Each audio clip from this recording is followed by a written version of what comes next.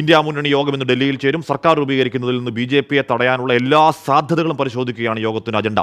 നിതീഷ് കുമാറിനെ NDAയിൽ നിന്ന് തിരിച്ചെത്തിക്കാനുള്ള ചെറുപാർട്ടികളുടെ കൂടെ കൂട്ടാനും തന്ത്രങ്ങൾ മെനയും. മുന്നണി കൺവീനറായി ശരത് പവാറിനെ തെരഞ്ഞെടുത്തേക്കുമെന്നാണ് സൂചന. ഒരു പാർട്ടിക്കും ഒറ്റയ്ക്ക് ഭൂരിപക്ഷം ലഭിക്കാത്ത സാഹചര്യത്തിലാണ് ഇന്ത്യ മുന്നണി യോഗം ഇന്ന് ഡൽഹിയിൽ ചേരുന്നത്. കോൺഗ്രസ് അധ്യക്ഷൻ മല്ലികാർജ്ജുൻ ഖർഗെയുടെ വസതിയിൽ വൈകിട്ട് 6 മണിക്കാണ് യോഗം. BJP സർക്കാർ രൂപീകരിക്കുന്നത് തടയാനുള്ള എല്ലാ സാധ്യതകളും പരിശോധിക്കുകയാണ് ആദ്യ ലക്ഷ്യം. NDAയിലെ 2, 3 സ്ഥാനങ്ങളിലുള്ള പാർട്ടികളുടെ നേതാക്കളായ ചന്ദ്രബാബു നായിഡു, നിതീഷ് കുമാർ എന്നിവരെ ഫലസൂചനകൾ വ്യക്തമായ ഘട്ടത്തിൽ തന്നെ ഇന്ത്യ മുന്നണി നേതാക്കൾ ബന്ധപ്പെട്ടിരുന്നു.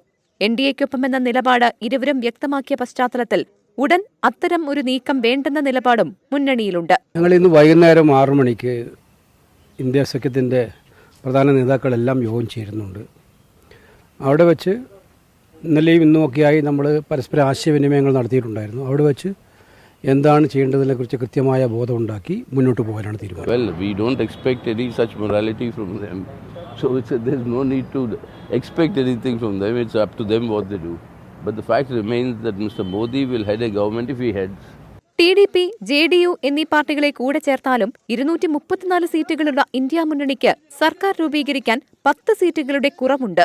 മറ്റ് ചെറുപാർട്ടികളെയും സ്വതന്ത്രരെയും കൂടെ ചേർത്ത് അനുകൂല സാഹചര്യം കാത്തിരിക്കാനാണ് മുന്നണിയിലെ ധാരണ. ചന്ദ്രശേഖർ ആസാദ് അടക്കമുള്ളവരുമായി മുന്നണി നേതൃത്വം ഇതിനകം ബന്ധപ്പെട്ടിട്ടുണ്ട്. കൂട്ടുകക്ഷി സർക്കാരിനെ മുന്നോട്ട് കൊണ്ടുപോകാൻ നരേന്ദ്രമോദിക്ക് മെയ്വഴക്കമില്ല എന്നാണ് മുന്നണിയുടെ വിലയിരുത്തൽ. നീക്കങ്ങൾ ഉടൻ ഫലം കണ്ടില്ലെങ്കിലും BJP-യെ താഴെയിറക്കാൻ കഴിയുന്ന ഒരവസരവും പാഴാക്കാതിരിക്കാനുള്ള തന്ത്രങ്ങൾ ഇന്നത്തെ യോഗത്തിൽ ആവിഷ്കരിക്കും. 24 ഡൽഹി.